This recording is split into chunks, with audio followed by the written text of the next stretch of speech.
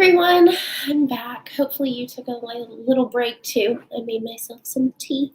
And now we are ready to get back into bipolar disorders. So hopefully this will be a nice end to the lecture. Let's do it. All right, so here we are, slide 28. Bipolar disorders, the tenet of bipolar disorders, the important criteria is that they are not unipolar. In fact, they are bipolar, that they distinguish from unipolar depressive disorders in that they are able to hit on both poles, the both depressive side and the manic side. So starting with cyclothymic disorder, up here, number 29. This is how we characterize cyclical mood swings. This is really what we think of when we think of bipolar, we think of cyclothymia. And this is that people are subject to cyclical moods. So it's that roller coaster, I guess you can think of. It's cycles, it's waves. And with that, they can experience symptoms in both poles, whether they are experiencing for short periods of time in that euthymic middle stage of feeling some normal levels of mood, where they also can switch into that high manic stage that we talked about, what mania looks like, and they also can experience maybe some lower mood where we would think of typical depression. This you have to see for at least 2 years. Like, it takes a real long time actually to even notice cyclothymia. Like, if you are not hitting someone and seeing someone during their manic state, it is highly likely that you could diagnose them with major depressive disorder or PDD. And that kind of mistake happens all the time, like especially if someone doesn't have an access to care, that they could see someone on a weekly basis, on a monthly basis. You may just miss this. And especially if they're not reporting it, which can happen, especially for people who are experiencing manic episodes that can be putting themselves at risk, that they feel embarrassed about the behaviors that they exhibit. They may not be telling you. So it's really important. It's also important to note that they lack the severe symptoms and psychotic features of bipolar disorder. That the people who are cyclothymic, that experience cyclothymia, I should say, do not have the same level of potential psychosis that someone who has full-blown bipolar disorder experiences. Again, what's important to note is that they have mood swings, that they are cyclical in nature, and that they go up and down. So now we're going to cover bipolar 1 and bipolar 2. And again, you have a little video here. So when these slides are posted on Canvas, you should refer to this video to watch it for more information on bipolar. So we need to distinguish between bipolar 1 and bipolar 2. I think a lot of people can get confused very easily between the two of these. Bipolar 1, the tenet of that is it includes at least one manic or mixed episode. Again, a mixed episode is where someone can be experiencing depression and mania at the same time. And then bipolar 2, the tenet of that is it includes hypomanic episodes. So these are not full-blown manic episodes. Remember, these are like the mini manic episodes. They're not as extreme. They're not as long. And these can also be mixed in that they can have a hypomanic episode that's mixed in that they're also experiencing depression at the same time. So bipolar replaces actually the term of manic depressive that maybe some of you have heard before. We're not using that term anymore in the DSM. Instead, we're shifting and understanding the disorder and the composition of the symptomatology in a different way. So that's what I wanted to hit on for that slide. For both bipolar 1 and bipolar 2, looking now at prevalence, we do see that the average age of onset is about 18 to 22. This is the sweet spot for a number of psychotic disorders as well. And a lot of times, people who do have a number of psychotic disorders are at first diagnosed with bipolar. So pretty interesting to note, and also important to recognize, because probably a lot of you are in the sweet spot. But what you can rest assured is that once you get out of that sweet spot of around 25, your likelihood of having bipolar severely goes down. So good to note. We do also note that there are differences as far as prevalence compared to rapid cycling versus non-rapid cycling. Rapid cycling is that people just more quickly switch from their moods from one pole to the next.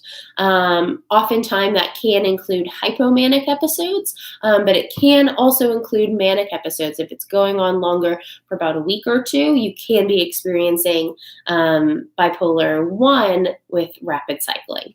So important to know, again, those kind of differentiations. But really, just you kind of get the hang of it when you just read the DSM and can differentiate between the two when you're reading the criteria. What's also interesting to note again, I think, is that bipolar is found equally in both men and women. Here we have a spectrum of bipolarity in moods. You see here what that cyclical fashion can look like. It's not that, smooth S curve that you would maybe usually be seeing drawn. It actually looks a lot more like this. And that is that next slide. We're on page 32. So there very much is a spectrum of bipolarity that people can experience as far as what that mania looks like and what that depression looks like for them. So naturally, all of us will have our ups and downs. Definitely don't mean to pathologize regular, typical swings in mood and variation in day-to-day life and mood that are often triggered by life's stresses and, life's happy moments. This is not that, though. You can see a switch in mood based off of a trigger, but a lot of times you don't. And that kind of maybe will be your first line of questioning when you hear maybe someone coming in or talking about some shifts in their mood. You could be like, okay, was it connected to something that happened during your life? Were there some stressful moments during that time? And they could be like, no. This is just happening. And that could maybe be a red flag to try to go down the bipolar rabbit hole. What's also important to note is here on this slide, you can see normal mood variation. There is some variation, but the frequency, I guess, is very low in its peaks. It's not very steep, I guess, as far as the decline and increase, I guess. There's a better word than increase, but I can't think of it right now. And the next one, you have psychothymic personality. Again, you are seeing that there is some hypomania there, in that it is reaching into manic levels, but not nearly as severely as you can see in the next two over that you have bipolar 2. Right there, and you have unclear mania, much more extreme, and bipolar 1, potentially even more extreme. So that I think maybe is really helpful for you to potentially conceptualize the difference between hypomania, where you have a psychothymic personality, and cyclothymia versus what bipolar 1 can look like at the end. So much steeper here on this graph. So that could be really helpful for you. Yeah. So now moving into causal factors, what we have in bipolar disorder, looking again at the biological and psychological, always trying to incorporate that biopsychosocial model. The biological causal factors are clearly dominant for this disorder, and that's a really good thing because that always should tell you medicine helps. But majority of research we do know has concentrated on bipolar 1, and that can be swaying some of our understanding about the causality of this disorder. So again, now on the next slide here, causal factors. Looking at heredity, we do see that there is a greater genetic contribution to bipolar 1 than to unipolar disorder. We also see that norepinephrine, serotonin, and dopamine all appear to be involved in regulating our mood states. So we do make conclusions that there can be some differences in the levels of norepinephrine, serotonin, and dopamine in people's bodies. And then finally, bipolar patients may have some abnormalities in the way of ions that are transported within their neural membranes. What we also have been able to see is that on this next slide, starting with cortisol levels, that shifting patterns of blood flow within the left and right prefrontal cortex can be different. There's also levels of cortisol that can be different. And finally, we do see the considerable evidence for biological rhythms, such as circadian rhythms that just happen naturally within people's bodies. You can refer back to this slide here, where they had that natural rhythm that was small shifts, and that could be within the normal range of what's biologically expected in people's bodies as far as levels of serotonin or norepinephrine, as I just mentioned. However, for people who are meeting criteria for bipolar, we are expecting their biological rhythms to be more extreme as well, not just their moods, but there's a correlating biological difference. Moving on to the next slide, page 36. Slide 36. The psychological causal factors. What we are able to deduce is that this can stem from stressful life events that can be triggering for people in that mood, and then that can create a diathesis, and thinking of, again, the diathesis stress model. We also know that there are different personality variables at play here. As you saw, there's psychothymic personality that doesn't fully meet criteria for psychothymia. However, we do see that there's people who also have just higher levels of neuroticism, high levels of achievement seeking, and that this type of personality does often correlate with some psychothymia. We also see, unfortunately, that a lot of people who have bipolar, potentially because of the heritable factors that we are seeing within families, being that bipolar is often passed down from parents to children, they have low levels of social support. Whether this is a causal factor or something that is just correlated, I think I'm a little suspicious of that. But, it's important to note. And then we also do find that, again, it's this pessimistic attribution style that we had just been speaking about for other depressive disorders that we're seeing consistently in those who are experiencing cycling in their moods. We are seeing also, looking at the next slide, that there are sociocultural factors that are at play that are important to note for this disorder. There are differences across demographic groups within the United States. The individuals who are suffering from higher prevalence of mood disorders, we are finding, again, people who have consistently less privilege, less access, less agency in our society.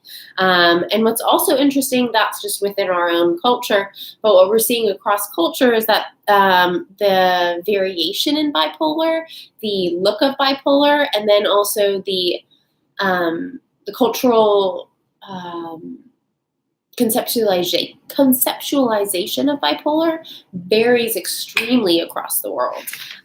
We actually do see in some cultures that, again, now switching, to the next slide, the one with the arrow, cross-cultural differences in depressive symptoms, that in non-Western cultures, we are seeing high differences in the physical symptomatology that people are experiencing within depression, and in those more Western symptoms are looking more psychological in nature, more within the individual's thought patterns and emotionality. For example, in China and Japan, somatic and vegetative symptoms actually replace some psychological symptoms that we're seeing within the Western society. We also see, more guilt and suicidal ideation in Western society.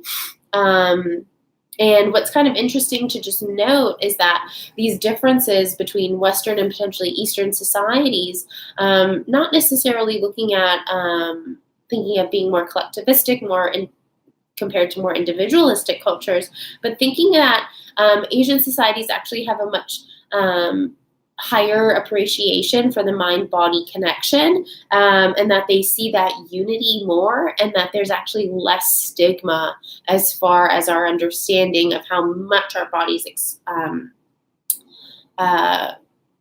connect to our minds. And, there's, I would say, a lot of stigma in the United States for that. But there's also even more stigma potentially in Asian countries as far as psychological symptoms are concerned. So their bodies potentially are choosing, I shouldn't say choosing, but subconsciously moving towards more physiological symptomatology for this depression, and potentially in bipolar or unipolar depression. Their bodies are having more of a reaction than their psychological ones, because potentially subconsciously, again, they know that they could be getting more support if they have physiological reactions over a psychological reaction. Now looking at the next slide, again, cross-cultural differences in prevalence. What we are seeing is that rates of depression vary, more than rates of bipolar. It's kind of interesting to know, I guess. Lifetime prevalence of depression is about 17 to 19% of the United States, but only 1.5% in Taiwan. Ooh, I need to plug in my computer or it's going to die in a hot second. Hold on 1 second.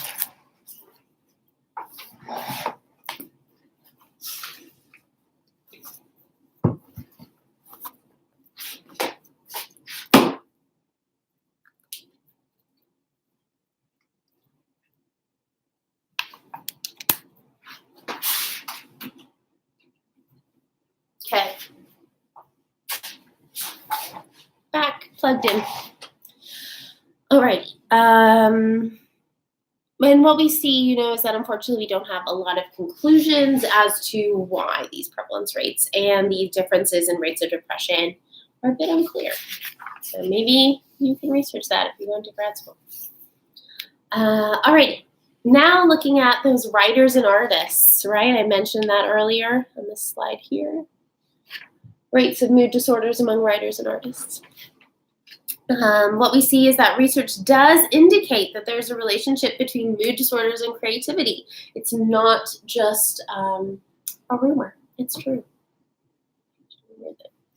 So recent research has revealed that children with bipolar parents are actually more creative, and that potentially there's a correlation with creativity and more extreme moods. So I think that's a pretty cool thing. So interesting to note, I guess, if you're one of those creatives, maybe you can relate. Alrighty, now looking at treatments and outcomes, what's really exciting again is pharmacotherapy works really well for this. And that is first and foremost, then moving into the alternative biological treatments and then psychotherapy. First though, let's talk about pharmacotherapy. It's the one with the triangle. And really what you want to be thinking when you think of depression is lithium. Like, it works so well if people take it. Unfortunately, there are a lot of negative symptoms that can come about because of continued lithium usage. Unfortunately, people cannot use it throughout their lifetime.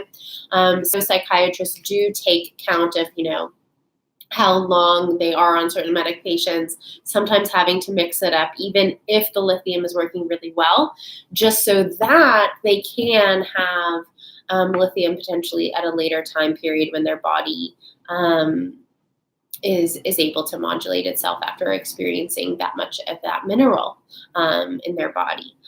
We are also seeing that we do have antidepressants, mood stabilizers, antipsychotic medications are also used as treatment, but lithium, again, is the most common and often the most effective. What's just important to note for many medications, I don't know if I've mentioned this before, but it is important to note that you are not often going to be seeing an immediate reaction, an immediate sense of relief, especially for SSRIs and mood stabilizers. This, I like to tell my clients that you should not be seeing a real difference for at least 3 weeks. Like, that is the least, and if you get that, you're actually real lucky. Just because it does take a while for our bodies to note the difference. Unlike those anti-anxiety medications, like I mentioned, that people can experience some immediate relief. Unfortunately, antidepressants don't work that way. Don't ask me why, I'm not a psychiatrist. Okay, now looking at this next slide, we have alternative biological treatments. The first one that I want to talk about is electroconvulsive therapy. This one can be, I guess, stigmatized, and it can have a lot of negative impressions about it, I guess I'll say. We've talked about it in class before as far as just this idea. Obviously, it is more invasive than taking a medication. But what we can see is that for those who are severely depressed, it can be used effectively in this safe way, and it can be helpful. What we also see is that there's TMS, transcranial magnetic stimulation. And with that, again, it is a promising approach for the treatments of unipolar depression in patients who are moderately resistant to other treatments. This would not be used for bipolar compared to potentially those who are severely depressed and do have some mania. TMS does actually seem to be even safe for children and adolescents, which is quite incredible as their brains are still growing. And there's very low and to mild rates of side effects. That's pretty cool. There's also research that is being done on deep brain stimulation and bright light therapy. These are still relatively new treatments that do still need a lot more research as far as the effectiveness and safety for individuals. But again, for those who have just really unrelenting depression, for people who have not been able to seek any, to receive any, I guess their symptoms don't let up is what I'm trying to say, in that these both could be helpful, especially actually for bright light therapy being used for seasonal affective disorder. What we do know is that you can just have these really special sunlights that you can put in people's office spaces or bedrooms, and that has been pretty effective for quite some time. But this bright light therapy is a little bit different. Talking more about psychotherapy on this next slide. Here.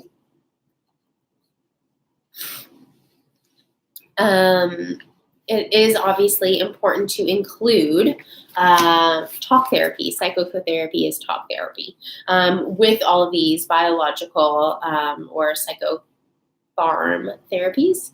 And with that, there's a few options. We have cognitive behavioral therapy, which we talked about earlier as far as depression. Again, any type of mood disorders, you're going to be looking at cognitive behavioral therapy as the best option. It's obviously the most researched. It's clearly been proven to be the most effective. And this, again, is coming from someone who works a lot psychodynamically. It would just be unethical to not include some cognitive behavioral treatment for someone who's experiencing depression or mood disorders. There's also something called behavioral activation treatment. And then there's also interpersonal therapy. Behavioral activation treatment is when you expose people to different behaviors that they should be doing that could be helpful to them.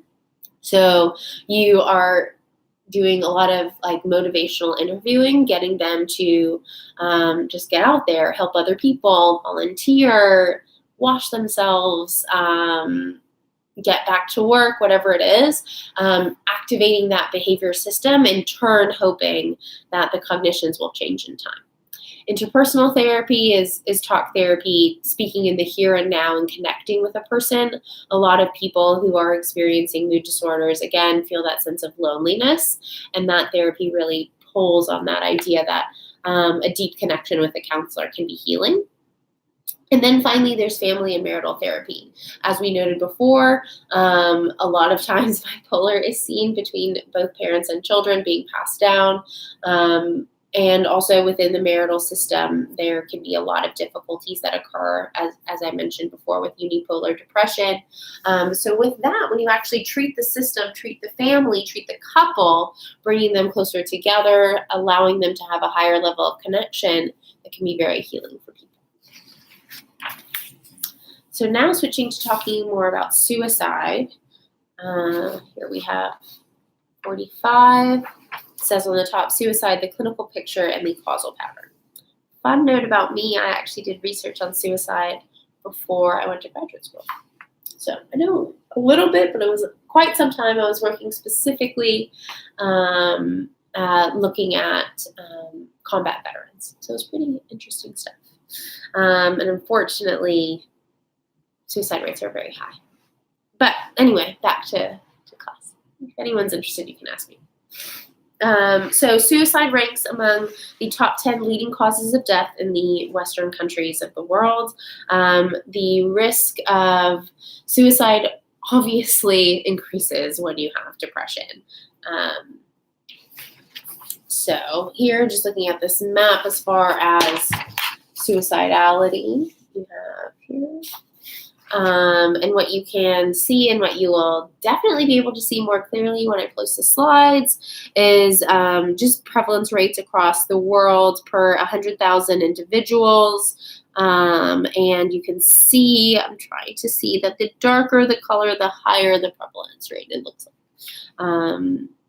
So very high in the Asian and Russia areas, also quite darker within the United States, lower South America, and Eastern African countries. Pretty interesting. That's that slide. Okay, so let's talk more about suicidal behaviors. A preeminent researcher on suicide, I don't remember this individual's name, doesn't say that anyone ever tries to commit suicide. Everyone just does suicidal gestures. Everyone just does suicidal behaviors, because you can never know, even people who commit suicide right before they might have wished that they didn't, right before they might have wished, I hope this doesn't work. So that's kind of the way I conceptualize suicide, as far as like everyone's just making gestures towards it. It's always about the behavior that they could be making. So here we want to, at least on this side, start talking about distinguishing between suicidal self-injury and non-suicidal self-injury. Again, these are self-harming behaviors that, again, a person is inflicting physical harm on their bodies because they are feeling an internal pain. A lot of people describe the reasons for these self-harm types of behaviors to be stemming from wanting to match their internal experience with pain to their external experience of pain, that there's like a reason potentially for why they're feeling so terrible. So looking at non-suicidal self-injury refers to direct, deliberate destruction of body tissue, often taking the form of cutting in the absence of intent to die. So these are people who don't want to die, but they do want to hurt themselves. So it's a deliberate destruction of body tissue in the absence of an intent to die. Approximately 15 to 20% of adolescents or young adults report engaging in NSSI. These self-harm behaviors are usually what we call it in nomenclature, and what we call it, again, it's quite prevalent. You don't always see like cutting with a razor blade, cutting with a knife, with scissors, something like that. It can even just be like continuous scratching that people do a number of times. A lot of girls or boys who have access to maybe rubber bands, they tend to like pop the rubber band like a ton of times on their wrist, so it makes like this little welt or some red mark. What people can do as well is that they can like pick their skin extensively, that they can make a bit of a gash. So again, this has a quite high prevalence rates in adolescents. There are specific treatments that you can do, but a lot of times, specifically when the gestures that they're making are not too dangerous, when they are potentially cutting or hurting themselves in parts of their bodies that are less dangerous, like their thigh or legs, compared to here, where there's a lot of really important arteries and veins. A lot of the time, the best supportive therapy we have is just giving them alternative behaviors and waiting.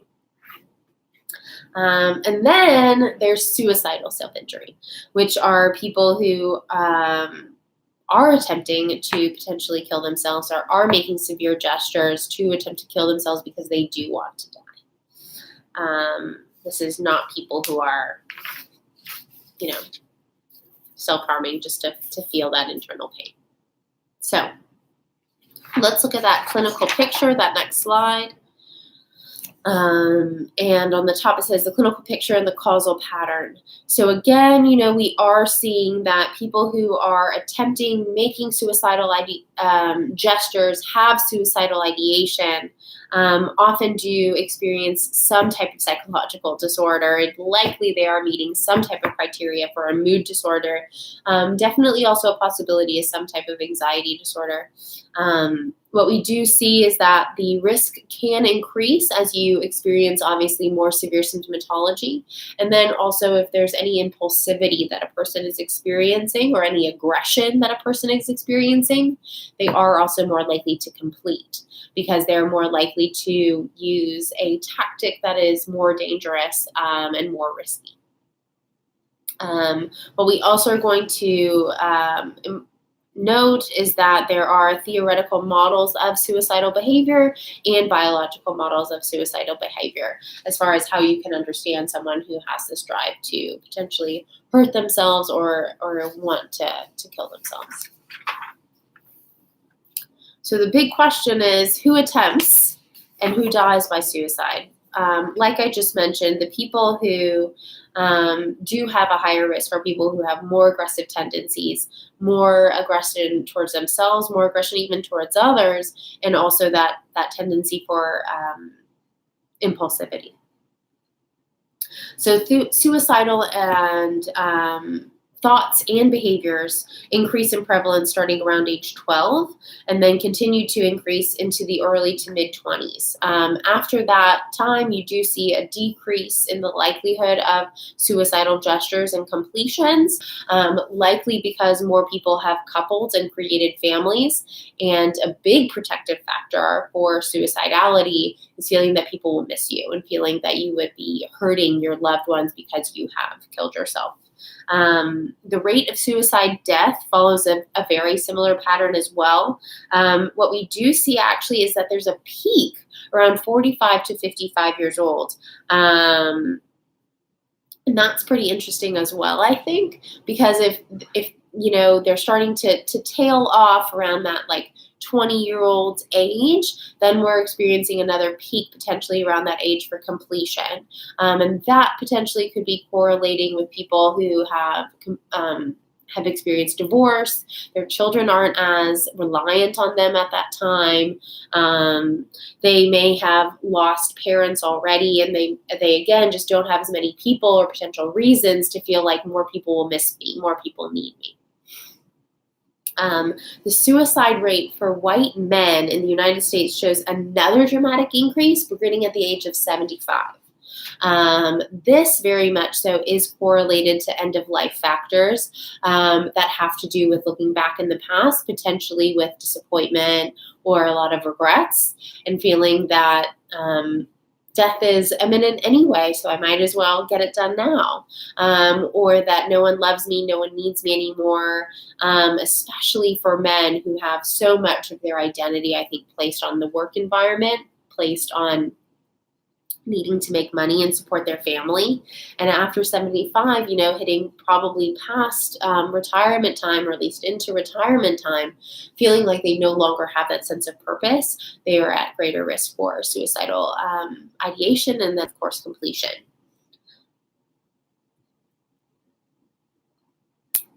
Good morning. Maybe you're watching this morning. Maybe not. It's really late at night now, actually. Okay, anyway, women are more likely to attempt suicide, but less likely to complete. They are not the completers. Men are the completers. Again, that is because they are less likely to make more severe attempts. So women are more likely to take a lot of medications, to cut their wrists. That's not always effective. Sometimes you just lose a lot of blood. Medication obviously is less effective. A lot of times it can just lead to brain damage, but not a lot of completion rates. Men do take more of those dangerous gestures, like they could be more likely to use a deadly weapon, such as a gun, such as a knife, such as even making a noose could be a potential choice for that. So now just looking at the next slide, we're on slide 50.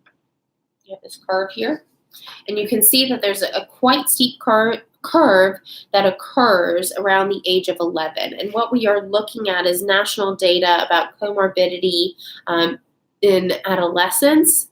This is a nationally representative survey of over 10,000 U.S. adolescents, and it shows that very few people think about suicide during childhood, but then the percentage of people who have ever thought about suicide, so that's suicidal ideation, thinking about suicide, planning suicide, or making a suicidal attempt, dramatically increases around adolescence time. Like, you can just see there is such a steep jump that happens around adolescence. Can't see those numbers for sure, but if you're looking at your side, you can definitely see we're hitting around the 11, 12, 13 years of age time. So what we can deduce is that, at least within our country, we are actually seeing similar patterns within other countries, that this is definitely a time that there is increased risk, and that people need to start being vigilant about potential suicidal ideation and thoughts. What we're also seeing in recent years is that, unfortunately, this age is getting less and less. That it's not, thankfully it is unusual, but not completely foreign that you could even hear of a child 5, 6, 7 years old who are thinking about death, wanting to commit death, and maybe even making some suicidal gestures.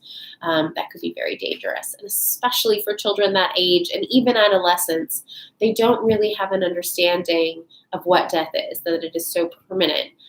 So they are more likely to potentially make a more dangerous gesture without ideation that would match that would say, I really want to be gone forever. I never want to see my mom and dad again. You often see a mismatch there just because they don't have that cognitive ability to understand death in that way. So now on to the next slide, just understanding the psychological disorders that could be connected to risk of suicidal ideation. We're on page 51. We are seeing post-traumatic stress disorder, bipolar disorder, conduct disorder. We haven't talked about conduct disorder, that we are typically seeing in adolescent boys, but also leaning into high school, and then also young adulthood, and that's people who consistently make behaviors that are quite dangerous, that break the law, that are very aggressive in nature, that often are directed towards other people, not themselves. But we are seeing as well that they could have that increased risk, as we are talking right now about suicide. And then there's intermittent explosive disorder. Again, this is really hitting on that impulsivity that I'm recognizing here, and have noted previously, and that impulsivity, that to not really think about what you're going to doing, just have this like strong emotional reaction, and then just want to bite the bullet and be like, okay, I'm going to do this. I feel really terrible, and not think less likely to write a note. So these disorders do have higher risk factors for suicidality. Now looking at the next slide. Oh, why doesn't this one have a number? Well, we're on the next one, 52, I think. Yeah. Other psychosocial factors associated with suicide. So what we have here, impulsivity, I've mentioned it multiple times. Aggression, I think I've also mentioned it multiple times. Again, just because they're more likely to pick more aggressive tactics, like more likely to pick up a gun, more likely to pick up a knife. And just with those more aggressive tactics, you are more likely to complete. Pessimism, so feeling like things are not going to go well for you, it's never going to change. A lot of sense of hopelessness, that's a big red flag when you're talking to a friend, talking to a family member, or if you're in the helping field one day and you're seeing that hopelessness and that pessimism. Look out for that. Ask if they are experiencing any thoughts about suicide. What we do also see is like family psychological instability is definitely a risk factor, and then negative affectivity as well. Just being depressed in mood will be a risk factor and can contribute to suicidal ideation. Now looking at those biological factors for suicidality, we do see that there are some genetic factors that may play a role in risk for suicidality, again, most likely connected to potential serotonin differences that are passed down within heredity. And again, that reduced serotogenic activity appears to be associated with some increased risk. What we also see is what we want to look at here is as far as sociocultural factors. As far as ethnicity, we are seeing that whites have higher rates of suicide than African Americans, than people who are Black.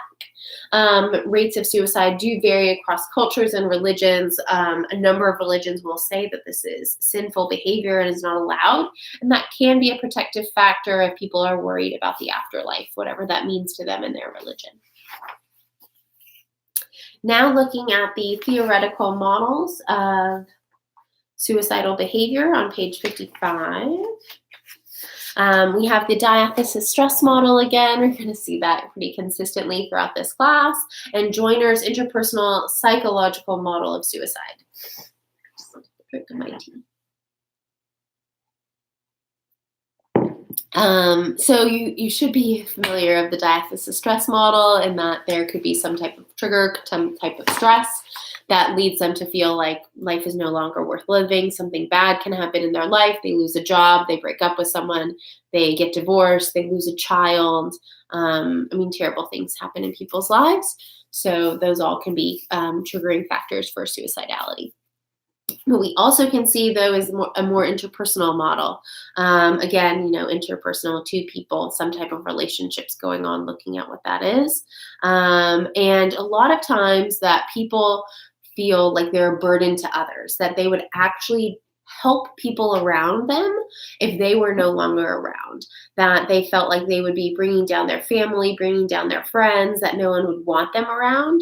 So it's not helpful to say, these people are going to miss you, these people are going to love you, because when they really believe so lowly about themselves, they think that they're a detriment to society. And that's what this Joiner's interpersonal theory is really getting at, is that they feel like they're no longer a help to society, that they're no longer useful to society, and in fact, that the people that they love would rather them gone, just because they can be such a drag, potentially. So with that, he also overlays, actually, I don't know if Joiner is a man or a woman. Joiner is noting both, that burdensomeness and then that feeling that they no longer belong in society. And then the third factor in this model is the acquired capability for suicide, because Joyner is recognizing that people have to have some type of agency, some type of motivation to be able to make a gesture. A lot of times, maybe you've heard this before, is that there's people who experience depression, take some type of SSRI, some type of antidepressant, experience a slight bump of mood, and then commit suicide. And that's because they do have that added agency, that added motivation, and that added energy that is potentially needed to be able to complete with a gesture that's aggressive enough. So that's that. And here you can have just another picture of what Joyner's interpersonal model looks like. So here you have that perceived burdensomeness and that thwarted belongingness that we're talking about here. And then there's the third element, the capacity. And when you have all three, the burdensome feeling, the feeling that you don't belong, and the ability to complete suicide, that's unfortunately where you see the most levels of completion and obviously the highest risk. Now looking at treatment on page 57 for mental disorders. Prevention is obviously the way to go, and unfortunately not always the way that we do go. Many people who do need access to care unfortunately don't get it until their straits are much more dire. Prevention of suicide can take the form of treatment underlying different mental disorders. The way that you usually treat suicide is actually through treatment of some other mental disorder that they meet criteria for.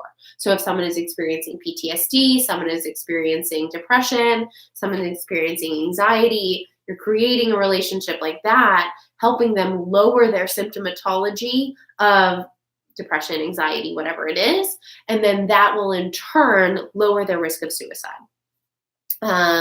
Again, also antidepressants, anti-anxiety medications, lithium specifically for bipolar is very helpful in lowering the risk of suicidality. What we also see, potential benzodiazepines for anxiety can be very helpful as far as also helping with risk. Sorry, I'm just getting a call. I'm going to decline that. Go back to this. That probably froze. I don't know if it did freeze. I've never done that before. But I was talking just about those benzodiazepines as far as how that can be a risk for individuals. Sorry, not a risk, can lessen the risk of suicidality when they are on that medication. And then finally, cognitive behavioral therapy, again, CBT being used for depressive-like symptomatology will reduce attempts for suicide, especially if you're talking specifically about the negative thoughts about themselves, wanting to kill themselves, and specifically addressing those thoughts can be quite helpful. Now looking at page 58, crisis intervention. What we do have is a number of hotlines, a number of online crisis calls here at UNT. There is a 24-hour call line that you can make that people will come out and help you. And these people can, maintain contact, assess risk, potentially needing to call out the police. They are the people that often are most likely going to be called when people are at risk, but they are not there to get you in trouble. They're not there to get that person in trouble. They're there to help and get them to the help that they need. It's just a good way of transport. And with that, you kind of just cope with that immediate stressor, cope with that immediate crisis, in that they're probably in a lot of distress and you just need to get that over that hump. And a lot of people, when they do see that people kind of rally around them to support them during that really crisis time, they can kind of get out of, if you're thinking back to that interpersonal model that we just saw here, maybe they could be seeing still that burdensomeness, but they are less likely to feel that they don't belong and that so many people are trying to tell them, we love you, please don't do this, we're going to get you help. But again, we were on this slide, crisis intervention. Now looking on to the next slide, page 59. Focus on high-risk groups and other measures. What we do want to do as far as prevention is looking at those high-risk groups. Like I mentioned, I was doing research before graduate school, specifically on combat veterans who are at risk for suicide. I was looking actually at families who had a member who did complete suicide, and what that was looking like. And what we see is that, of course, they are at higher risk, so we do need to be incorporating more preventative measures. What that can actually look like in day-to-day basis is getting out, the message about crisis lines, getting out the message about support, getting out the message about what red flags look like, getting out the message about checking in on your friends, potentially equipping people, especially adolescents who have that very steep increase right around that age as far as cognitive behavioral techniques that they can be thinking about just to help themselves think more positively, to think less pessimistically, and not feel so hopeless. And then, hopefully you could be seeing better outcomes out of that. Again, trying to aim treatment as well at those potential mood disorders, at those potential anxieties that individuals are having, and then trying to support them at those early stages before it gets more severe. Getting close to our last two slides, page 60, ethical issues. Why can I not say issues? Issues in suicide prevention. Should people be allowed to take their own lives? This is a big question. I think, maybe you've heard, I don't know if you have, of medically assisted suicide for individuals who are chronically unwell, who will not get better, that modern medicine cannot help. And there's this idea that doctors do have the capability to assist someone in suicide, to help them have an easier death and not suffer. So it is something that you can think about on your own about if you think that's an ethical thing to do. And then, where that line could be drawn for, is it a physical illness, or could it be something like a mental illness that someone is suffering so badly from that they can never get better? There are countries in Europe that are now allowing medically assisted suicide for individuals who have psychological disorders that they have deemed to be chronic, or that they have experienced such trauma in their life that they wish to die. And there are doctors who are helping them do so. So something interesting to think about. Now, finally, last slide, unresolved issues as far as suicidality. Is there a right to die? Not all societies agree that others should interfere with suicide. Like I just mentioned, there are countries in Europe that are assisting with medically assisted suicide. And there's obviously a lot of legal questions and ethical dilemmas. So that's all for Chapter 7.